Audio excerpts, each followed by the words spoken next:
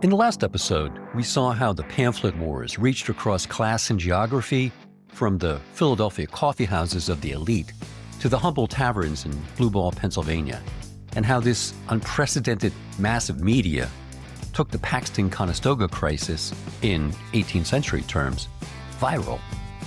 This unprecedented ocean of ink washed back and forth across the colonies, broadcasting opinion, slander, information, disinformation, and often containing cruel caricatures, and, in the case of the Reverend Thomas Barton, lies and deception.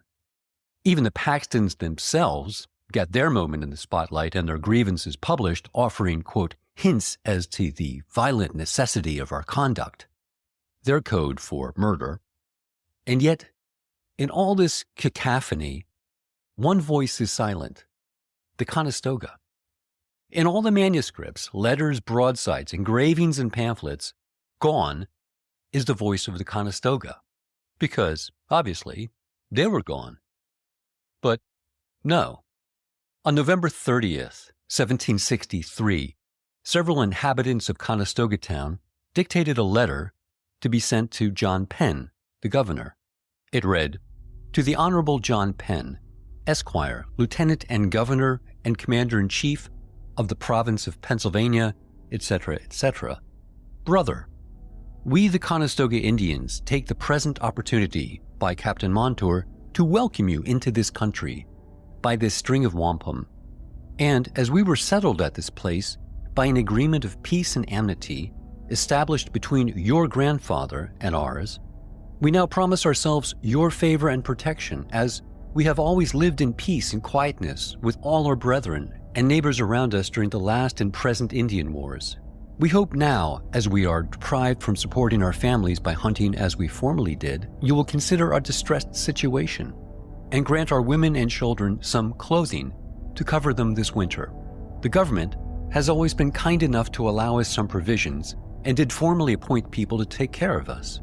But as there is no person to take this upon him, and as some of our neighbors have encroached upon the tract of land reserved for us here for our use, we would now beg our brother, the governor, to appoint our friend Captain Thomas McKee, who lives near us and understands our longing, to take care and see justice done to us."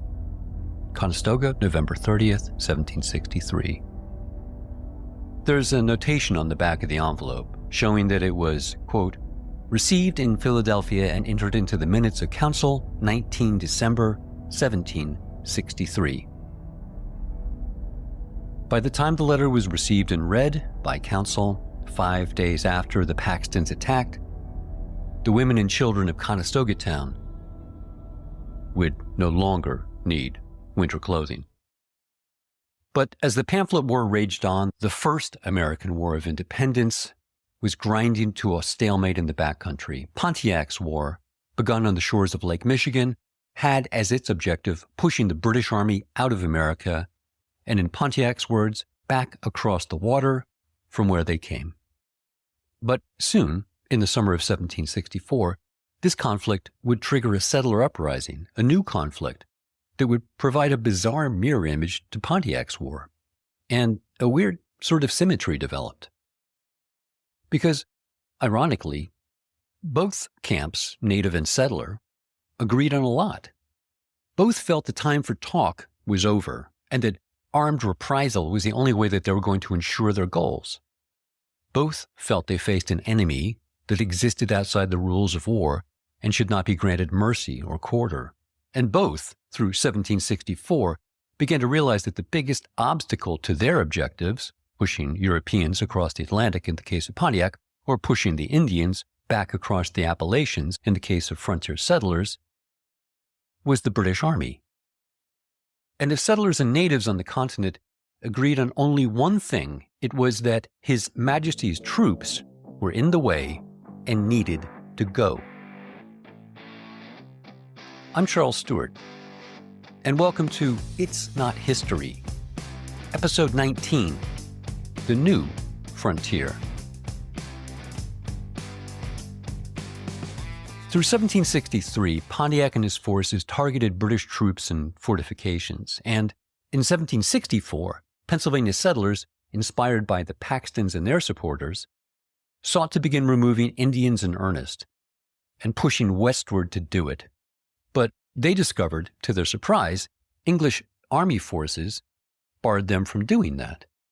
But the settlers, mainly Scots-Irish, knew where the future lay, and they were not going to be denied it. So they began to push back with intention and violence against British control of the old frontier and created a frontier of their own.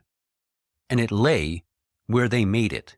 And if this next war of independence that exploded in the backcountry seemed shocking or came as a surprise to the English elite, it shouldn't have.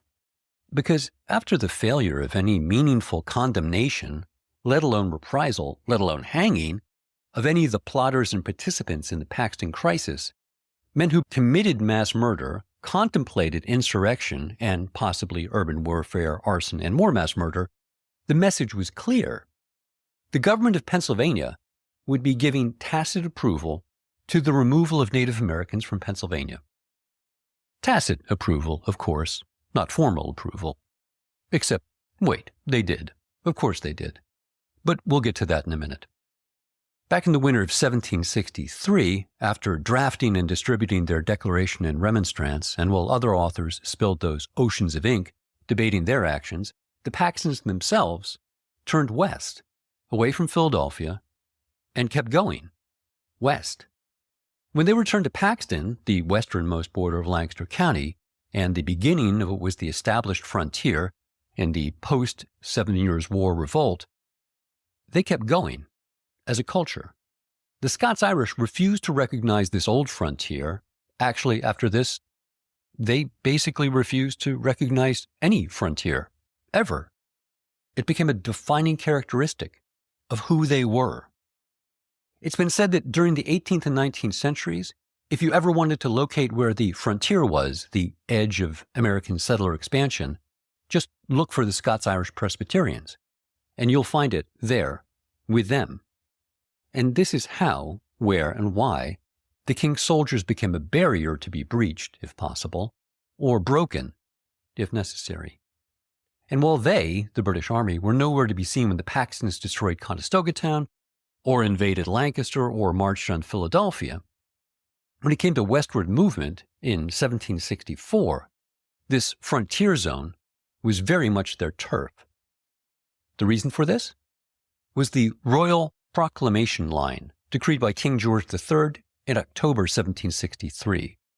The goal of this was to end the native settler conflict by separating the warring parties with a boundary line that ran down the spine of the Appalachian Mountains, which, in theory, seemed great. The official map of the proclamation showed where the colonies were, Virginia, Pennsylvania, etc., but nowhere on this map do the colonies extend further than the mountains, which to modern eyes looks weird.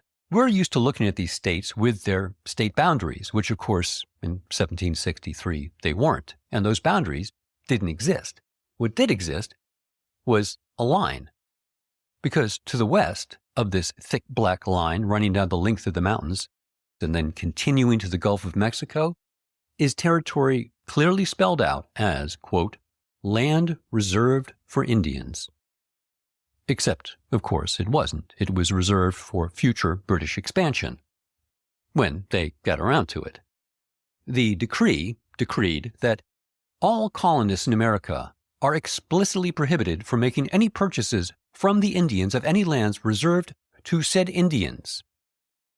Only the Crown could negotiate the purchase of land reserved, and only licensed traders would be allowed to operate in Indian country. Among the lands granted in the region were 20,000 acres given to George Washington for his service during the French and Indian and 7 Years' War. The fact that his earlier ineptitude in Pennsylvania, in this same region a few years earlier, had actually started that same war was forgiven, if not forgotten. Maintaining this separation along this line was the British Army, and the results were predictable. Because maybe the only thing that native tribes and American settlers could agree on was that the British Army needed to get out of their way and off what each saw was their turf, their land. Their old home, in the case of the Trans-Appalachian Native Americans, a group which contained, without a doubt, the descendants of the Susquehannock diaspora that had become embedded deep in Indian country across the previous generations. For the Scots-Irish, beyond this old frontier line was their new home, and to make and maintain it required new frontiers, frontiers that would be defined by settlers in the back country, not by kings in England. So the conflict was almost inevitable from the second pen in London dragged a line across a map that defined a royal decree. Tasked with maintaining the integrity of this line was Geoffrey Amherst. Amherst was a soldier's soldier. He had joined the army when he was 18 and fought in European campaigns all through the 1740s. In America, he captured Canada for England and effectively won North America for Britain when he defeated French forces there at Montreal in 1760, and then nearly lost it 3 years later when his imperious refusal to continue the practice of gift-giving and negotiations with Indians kicked off Pontiac's rebellion. An empire, in his view, was something to be governed, not negotiated. In prosecuting the war against Pontiac, he was similarly ruthless. Amherst's orders to Colonel Henry Bouquet, who he sent to Fort Pitt, later Pittsburgh, to wrest control of it from the Indians, was brutally direct. Quote, "Employ whatever means necessary to extricate the Indians." And if this wasn't clear, he continued with, "I wish to hear of no Indian prisoners," and concluded with a suggestion. Could it not be contrived to send smallpox among the Indians? We must use every stratagem in our power to reduce them. Of this, historian Colin Calloway has observed that, quote, "While historians have long debated whether Amherst ordered the use of germ warfare against the Indians, there is no doubt that he would have liked to." And so, this is the man tasked with maintaining peace, order, and keeping the two sides apart. But despite his complete and clear lack of affection for Indians, Amherst was a pro, and a royal proclamation line was a non-negotiable thing. But an imaginary line drawn on a piece of paper by a king 3,000 miles away was as abstract a thing to settlers then as it sounds to us now, especially given that most everyone who lived near the border felt that the land to the west was by rights theirs. They had earned it. Everyone, from the elite Anglican planter class in Virginia, read George Washington and his cohort, to the backcountry Scots-Irish Presbyterians in Pennsylvania, read the men of Paxton. At the end of the 7 Years' War, so many people in Pennsylvania, as well as in Virginia, believed that the fruits of the victory was that they got access to this land.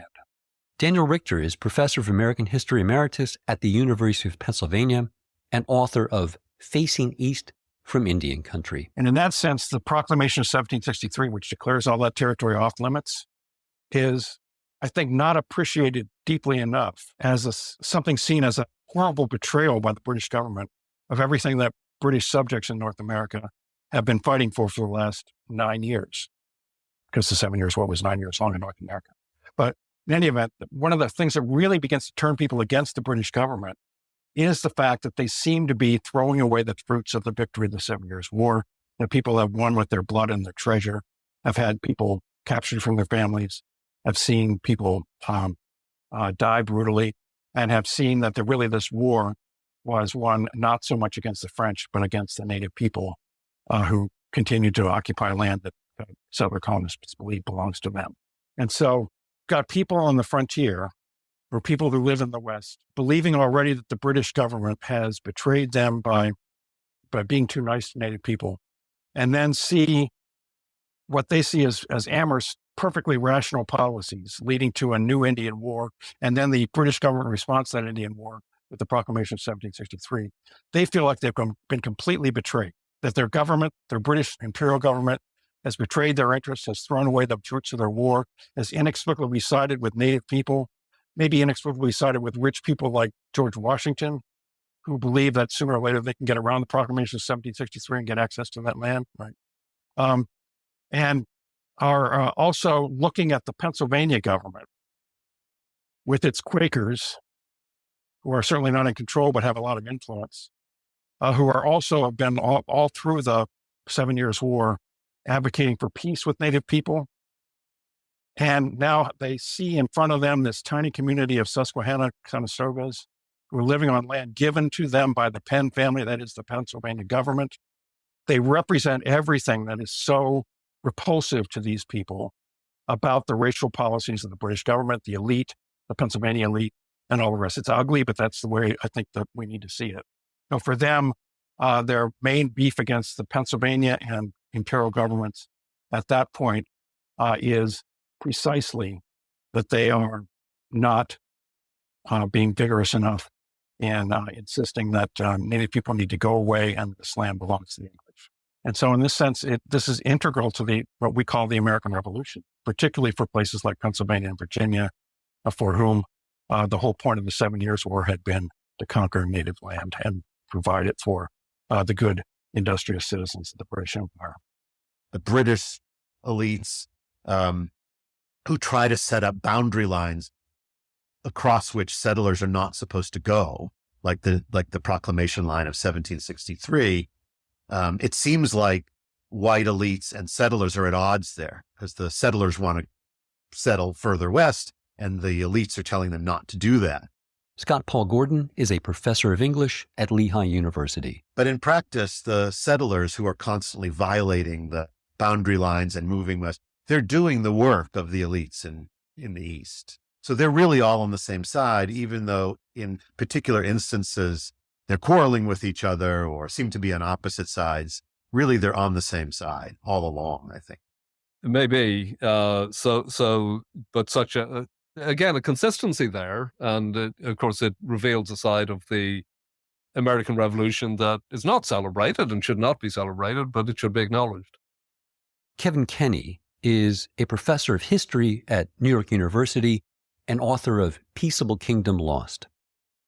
Yeah, and so the way I see it, I said at the very beginning, the narrative arc is that there are two plot points. Plot point one is the Conestoga massacres, and then there's a kind of a long denouement that builds to the revolution as the second plot point. And as I see it, the fact that the Paxton Boys went unpunished, unprosecuted, and unpunished in 1763 is hugely important because it's really offering carte blanche to other like-minded people who will violate the proclamation line put in place by the British government and who will intrude on native land. And some unspeakable things happen out in Western Pennsylvania with the Black Boys. And it's awful to say, but I think that the logic of the Paxton Boys in 1763 is writ large during the Revolution, where in certain parts of the country, Pennsylvania, out towards Ohio, extermination of Native American population becomes an act of revolutionary patriotism. And this is the part of the story where the real effects, the legacy of the Paxton and their enablers begins to emerge and take hold. Because the men who marched and murdered under the banner of the Paxtons limited, either through calculation or cowardice, their impact and aims. They killed just under 24 unarmed Native American townspeople. And when they did confront colonial authority, either civil, think Edward Shippen and Ben Franklin, or military, the Regiment of British Highlanders or Philadelphia's militia under Franklin, they created smoke and heat, but the metaphorical and actual fires they started were modest. They never escalated to politically usurping or physically confronting colonial authority. Others, however, were now more than willing to follow the trail that they had blazed with tomahawks and light infernos and take violence on a new frontier to a new level. Much of this had to do with the encouragement of people like the part-time pamphleteer and full-time Reverend Thomas Barton of St. James Church in Lancaster. Even as he could, and probably did claim that, well, no one actually died in the war, the pamphlet war, that he helped kick off in support of the Paxtons, what he and others helped to do was maybe worse, because they normalized, rationalized violence against Native Americans and gave it a legitimacy it previously had never had in the formerly peaceable kingdom of William Penn's Pennsylvania. But there's another reason. If you remember the episode we did on the Paxton's Declaration and Remonstrance, the Paxtons enumerated 9 grievances, if you remember, demands that they wanted to be addressed by the governor, John Penn. Help for the wounded, equal representation, etc. Penn, for his part, ignored most of them, except for one. In the middle of the manuscript is their 6th request. Quote, in the late Indian Wars, this province, with others of His Majesty's colonies, gave rewards for Indian scalps, as the most likely means of destroying or reducing them to reason. But no such encouragement has been given in this war, which has dampened the spirits of many brave men who are willing to venture their lives in parties against the enemy. Therefore, pray that public rewards may be proposed for Indian scalps, which may be adequate to the dangers attending enterprises of this nature. Of all the demands, this would seem to be the most audacious, the most ballsy. You can imagine Governor Penn reading this and thinking, wait, you have defied my authority by murdering my people under my direct and explicit protection under land granted to them by my sacred grandfather. And then, after I reiterated and proclaimed that these were my people, you then killed the rest under the noses of my magistrates. You then marched on my capital, breathing vengeance, and now you have the unmitigated gall to want to keep on killing my native subjects in my father's peaceable kingdom and are demanding financial incentives to do it? You want me to issue a proclamation so that you get paid for killing them? And of course, this is exactly what he did. Issued a proclamation paying them to kill more Indians. When Patrick Gordon, the lieutenant governor in 1728, was confronted with the crisis of subjects under his control in Pennsylvania, who happened to be white farmers, murdering other subjects who happened to be indigenous, he saw to it that the murderers, white farmers, were caught, tried, and hung within a month. Governor John Penn's solution, given a similar problem, was to pay off the murderers before the year was out. And so on July 7, 1764, Governor Penn issued a proclamation sanctioning bounties, payments, for the scalps of presumably murdered Native Americans. And if there ever was an official response or telling outcome to the Paxton Crisis massacre at Conestoga town, this proclamation is it. Historian Henry J. Young, writing in 1957, observed that, quote, after the Paxtons retreated from Philadelphia and the rioters were persuaded to return peaceably to their homes, it was obvious, however, that concessions to their wishes must be made. The proclamation of July 7, 1764, offering rewards for enemy Indian prisoners and for scalps, was an attempt to end this discontent. He continues, the 6 United Nations, Iroquois, were again accepted as having been, quote, for the most part in constant enmity with the Crown of Great Britain. The price offered for scalps of males more than 10 years old was $134, and for those females above 10, $50. The tariff remained in effect until December 5, 1764, when the governor proclaimed an end to hostilities. Young concludes that, quote, it is not evident, however, that any bounty was ever paid or ever claimed under this measure, and that the proclamation proved to be a remarkably inexpensive stroke of statesmanship. Whether or not any claims were in fact ever made under this measure, the financial incentive put out there, as you can imagine, did not go unnoticed. It wasn't supposed to. Our usual cast of characters applauded this. Edward Shippen in Lancaster, writing to his son in Philadelphia, who was aide to Governor John Penn, if you remember, was pleased. Quote, the proclamations about scalping are good, and they ought to have come a long time ago. But the prize for the most appalling advocate for Indian removal must, once again, go to Lancaster's Reverend Thomas Barton. a man paid to provide mission and ministry to the Indians in Pennsylvania, when he wrote, quote, "The general cry is for a scalp act, so that vast numbers of young fellows who would otherwise choose not to enlist as soldiers might still be prompted by revenge, duty, or ambition, take your pick, to carry fire and sword into the heart of Indian country. This method appears to be the only one that appears likely to put a final stop to those barbarians." But this had unintended consequences for the people that issued and supported this proclamation. Because while it endorsed and incentivized the removal of Native Americans in Pennsylvania, these same Native Americans were now mostly only to be found to the west. And to get to them, you needed to go through Jeffrey Amherst and the British Army. So they did. Kevin Kenny in Peaceable Kingdom Lost writes, "In the aftermath of the Paxton Affair, social order on the Pennsylvania frontier disintegrated. With no means of effective law enforcement, much of the frontier was ungovernable. Indian affairs were in disarray. The boundary lines set up by the Royal Proclamation in 1763 had little effect in stemming the westward tide of migration and seizure of Indian lands.